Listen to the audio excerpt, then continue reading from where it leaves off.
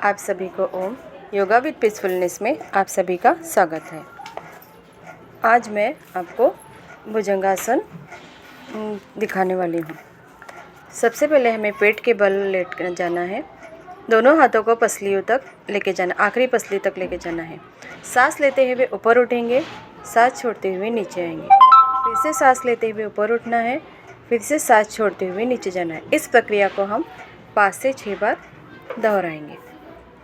भुजंगासन का दूसरा प्रकार, बाएं हाथ पे हमें दायां हाथ रखना है और फिर हमें वही प्रक्रिया दोहराएंगे। अब इस प्रक्रिया में देखो, हम नाभि से ज़्यादा ऊपर उठ रहे हैं, यानी कमर पे ज़्यादा प्रेशर पड़ रहा है।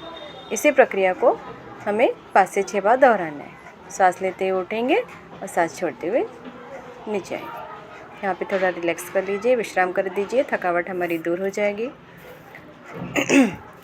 इस तरह से।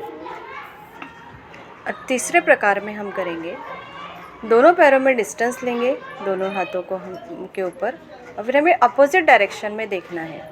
अगर आपका दाहिना हाथ है तो आप अपोजिट डायरेक्शन मतलब बाएं पैर को देखेंगे, और अगर आप बायां हाथ है तो आप दाएं पैर को। इस तरह से हमें इस प्रक्रिया को भी 5 से 6 बार दोहराएंगे।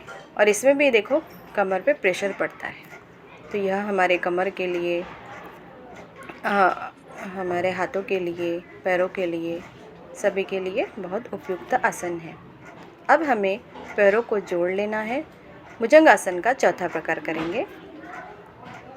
सांस लेते हुए दोनों हाथों को सामने और पैरों को एक साथ उठाएंगे। यथाशक्ति उठाना है, जितनी आपकी शक्ति है, जितना उठा सकते उतना उठाना है।